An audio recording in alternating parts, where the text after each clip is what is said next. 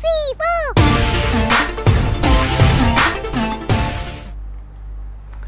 Halo Gunawan dan Gunarwati sekalian, ketemu lagi ya di channel saya Gunar Os. Dan ya, setelah kemarin pertandingan Arsenal 5-0 ya melawan Cole Palmer FC,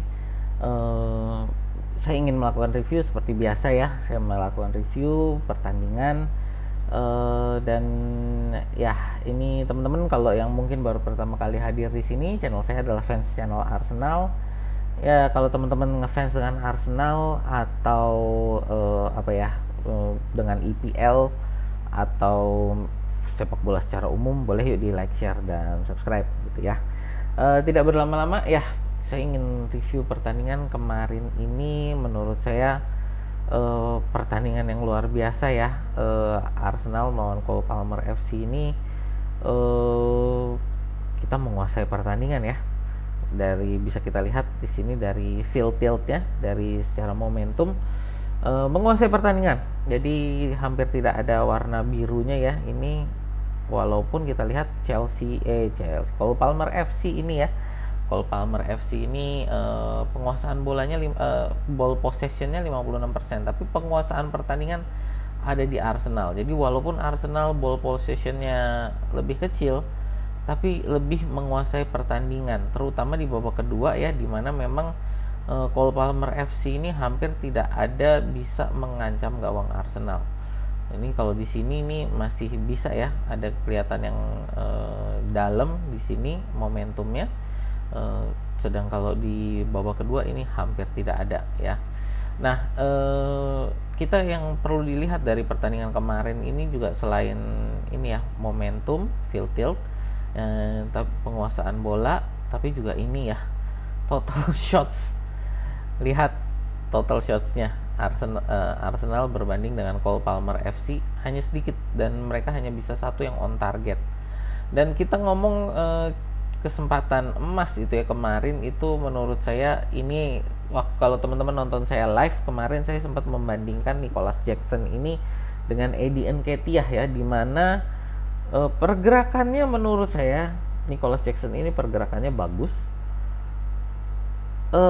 positioningnya bagus, tapi ketika di depan gawang bolanya nendangnya ke arahnya nggak karuan deh, kemana-mana ya. Bisa lihat ini, sebentar, kalau nggak salah yang ini, nah ya yang ini. Jadi ini kesempatan tendangan ke arah gawang ya bagi Nicolas Jackson. Ini kesempatan kemarin keren banget loh Jackson, saya sampai deg-degan. Kenapa? Dia bisa bikin Gabriel Magalhaes kepleset dengan gerakannya, digocek. Gabriel Magalhaes digocek sampai kepleset. Dan dia sudah one on one dengan David Raya. Tendangannya kemana? Lihat tendangannya ke sebelah sini. Melenceng. Dengan kesempatan yang begitu banyak, dia bisa nendang, gol sudah terbuka bagi dia ya, hanya tinggal dia dan David Raya. Dia tendang keluar gawang, padahal ini posisinya dia persis di sini. Jadi bolanya dia cuman nendang nggak karuan, nendangnya nggak jelas kemana, nggak tahu kakinya dia kena bolanya di mana, kok bisa melencengnya ke situ. Jadi inilah kenapa saya membandingkan dia dengan Eddie Nketiah, adalah karena positioning dan pergerakannya bagus. Itulah saya selalu membela Eddie Nketiah di situ. Positioning dan pergerakannya bagus, tapi finishingnya ini amburadul gitu ya. Eddie Nketiah itu finishingnya amburadul, dan menurut saya memang sudah saatnya kita mencari pengganti Eddie Nketiah sebagai pelapis central forward kita, yang dimana menurut saya musim depan itu akan jatuh ke Kai Havertz ya. Kai Havertz menurut saya juga pertandingan kemarin dia sangat bagus sebagai central forward. Gol Trossard itu salah satunya adalah karena pergerakan dia ya, bisa menarik Disasi dan Badiashile pada saat bola masih ada di Partey ya, dan dia lari ke depan seolah-olah ingin meminta bola dari Thomas Partey ya, tapi Partey ke Declan Rice gitu. Jadi dengan dia maju, menarik dua defender Cole Palmer FC, sehingga memberi ruang bagi Partey untuk memberikannya ke Rice, lalu Rice ke Trossard, dan terjadilah gol pertama Arsenal ya. Tapi menurut saya kemarin itu adalah master class-nya siapa? Master class-nya Odegaard. Ya. Kemarin Odegaard ini playmaker Arsenal yang sudah lama menurut saya kita tidak punya playmaker sekelas Odegaard ini. Kita dulu punya siapa? Mesut Ozil, lalu sebelumnya ada Santi Cazorla, lalu sebelumnya lagi kita punya Dennis Bergkamp. Sempat juga ada Cesc Fabregas ya. Menurut saya Martin Odegaard ini dia sudah di atas dari Cesc Fabregas, sudah ada di atas Mesut Ozil, sudah ada di atas Santi Cazorla ketika mereka bermain sebagai pemain Arsenal ya. Tentu kalau kita lihat Mesut Ozil sebagai pemain Real Madrid udah beda lagi ya konteksnya, tapi sebagai pemain Arsenal menurut saya Odegaard ini sudah ada di atas ketiga pemain itu. Dennis Bergkamp menurut saya cuma tinggal masalah trofi ya, cuma tinggal masalah trofi. Menurut saya Odegaard ini dia akan ada di atas Dennis Bergkamp. Dan menurut saya calon untuk akan dibangun patung Odegaard ini menurut saya di masa depan Arsenal akan bikinin patung buat dia. Catat omongan saya ya. Martin Odegaard di masa depan akan dibikinin patung. Nah, akan dibikinin patung di Emirates. Oke. Dan yang teman-teman yang menurut saya juga harus dilihat ini adalah chances created ya. Ada 8 chances created ya. Yang menurut saya secara real chances yang dia create itu lebih dari 8 ya. Chances yang dia create itu menurut saya lebih dari 8. Walaupun di sini hanya tercatat 8. Loh, kok kalau memang lebih dari 8 kenapa hanya dicatat 8? Ya inilah makanya walaupun saya kemarin bikin video bagaimana cara membaca statistik agar bisa secara simpel melihat pertandingan bola.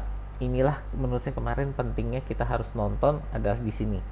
Statistik ini hanya menceritakan sebagian. Kenapa menceritakan sebagian cerita? Karena bagaimana statistik itu dicatat. Chances created ini baru dicatatkan kalau seorang pemain dia bisa mendekati kotak penalti lawan dan dimana lalu bola itu dia bagi kepada temannya yang lain dan temannya itu bisa melakukan tendangan ke arah gawang. Apakah itu di blok, apakah itu melenceng, apakah itu on target, itu nggak penting. Yang penting adalah bahwa ketika dia bagi bola, temannya ini bisa melakukan tendangan ke arah gawang. Itu chances created. Martin Odegaard kemarin itu banyak sekali momen-momen di mana dia membagi bola, lalu temannya tidak bisa secara langsung menendang ke arah gawang. Masih harus dibagi dulu ke teman yang lain, tapi atau bahkan ya tidak bisa menendang ke arah gawang sama sekali gitu ya, karena bolanya direbut gitu. Tapi momen-momen ini menurut saya penting gitu ya. Momen-momen di mana Odegaard ini kemarin itu, kalau teman-teman lihat pertandingan kemarin, ada banyak sekali momen di mana Odegaard itu dia membawa bola, menahan bola itu di dekat kotak penalti, menarik para pemain Cole Palmer FC untuk mengerubungi dia. Lalu dia lihat satu titik, satu lubang di mana dia langsung membawa bola itu melalui lubang kecil itu untuk bisa dibagi kepada temannya. Dan itu menjadi satu chances yang menurut saya luar biasa. Gitu ya. Momen-momen ini yang membuat saya yakin Odegaard ini cuman masalah waktu akan membawa kita untuk trofi EPL dan UCL. Ya. Ini luar biasa, Odegaard ini menurut saya keren banget. Ya, dan mungkin ini sebentar. Saya tadi udah siapin ya. Di sini. Gol pertamanya Havertz. Gol pertamanya Havertz ya, ini adalah, ini saya nggak bisa play ya, saya hanya bisa untuk momennya aja. Di sini ini dari Odegaard, dia passing bola ke Havertz. Ini Havertz lari ya, tadinya dia dari sini lari ke depan. Dan memang dia tadi ini juga Odegaard sebenarnya bisa kapan aja untuk memberikan passing. Sebenarnya kalau mau dia passing ke sini pun bisa, tapi ini dia passing dimana ini kalau nggak salah Havertz ini lagi dibayangi sama Kukurea. Ini Kukurea ya. Passingnya Odegaard ini amat sangat akurat ya. Di sini nih ketika dia terima bola, bolanya ini sudah pada posisi hampir mati di tanah. Sebegitu akuratnya passingnya Odegaard ya. Ketika Havertz di sini menerima bola, bola itu hampir mati di tanah.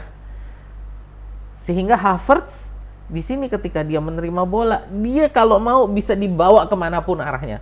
Mau ke sana, ke sini, mau kemanapun Havertz membawa bola ini udah gampang. Kenapa? Karena bola itu hampir mati di tanah dari passingnya dia ya. Melipir bolanya itu melipir di tanah gitu kan, kena ya yang gelundung dan ketika sampai di kakinya Havertz, bola itu hampir mati. Tinggal diambil oleh Havertz untuk bisa dibawa sehingga dia bisa ini mengecoh ini Kukurea. Kalau jadi ini sudah ketika menerima bola ini sudah benar-benar tinggal kemampuannya Havertz ya. Jadi sudah bukan lagi dari pemain lain, bukan lagi dari intinya adalah ketika bola itu diterima itu sudah tinggal dari skillnya Havertz untuk bagaimana itu mencetak gol, dan Havertz mencetak gol. Itulah sebegitu hebatnya Martin Odegaard kemarin bagi saya. Masterclass. Ini jadi ya ini menurut saya memang luar biasa gitu ya. Jadi ya kita mencatat beberapa rekor, salah satunya di sini adalah Odegaard yang dia 8 chances created dalam satu pertandingan. Itu adalah rekor bagi pemain Arsenal manapun ya yang bisa membuat chances created terbanyak dalam satu pertandingan. Dan satu lagi saya lupa itu kemarin golnya Trossard ya. Golnya Trossard itu adalah gol ke-100 Arsenal musim ini di semua kompetisi. Jadi itu juga rekor. Jadi ya dengan pertandingan kemarin saya mau buka untuk klasemen dulu ya. Pada saat saya merekam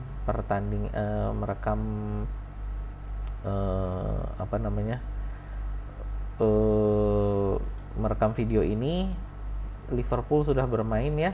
Sebentar, maaf, mana ya? Ini Liverpool sudah main dan mereka kalah ya. Liverpool nih kalah sehingga ini kita saat ini ada di puncak klasemen dengan clear 3 poin di atas Liverpool. Manchester City masih nanti malam kalau nggak salah akan baru main.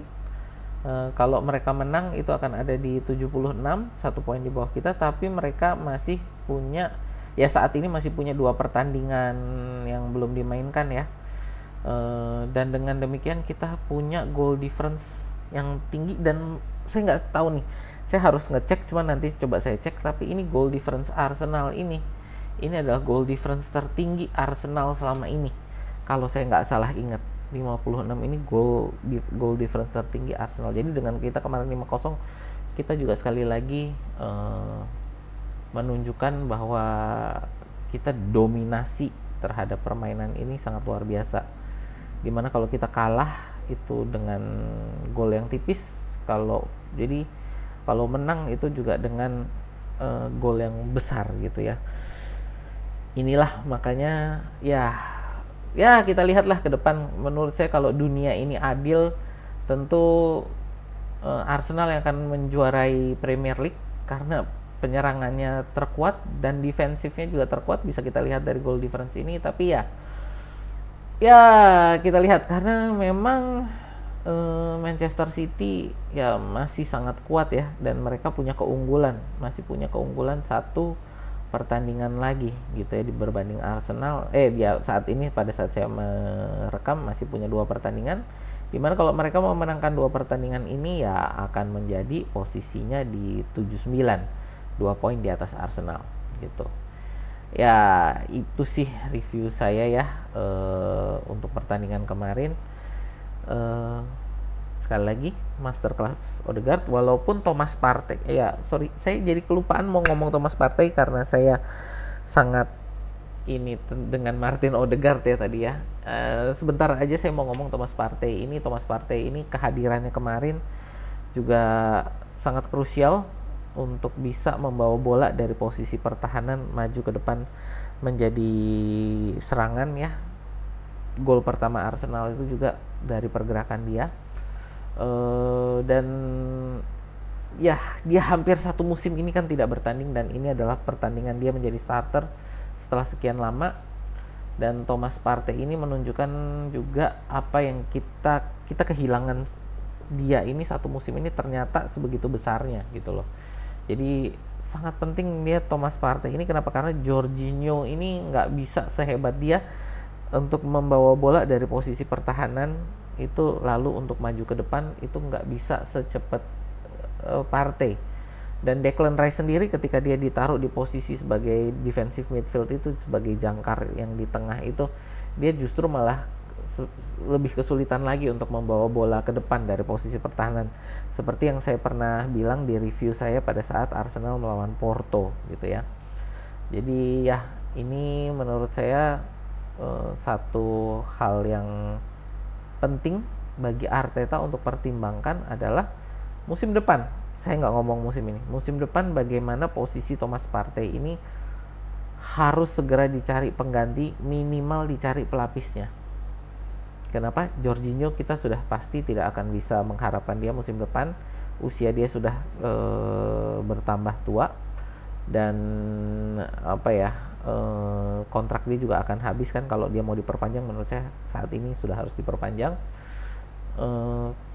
Thomas Partey sendiri ini adalah terlalu rentan cedera, jadi menurut saya ini juga perlu diperhatikan juga. Thomas Partey ini satu-satunya pemain yang kalau dipanggil timnas itu Arsenal harus kirim minimal 2 orang tim medis untuk menyertai dia.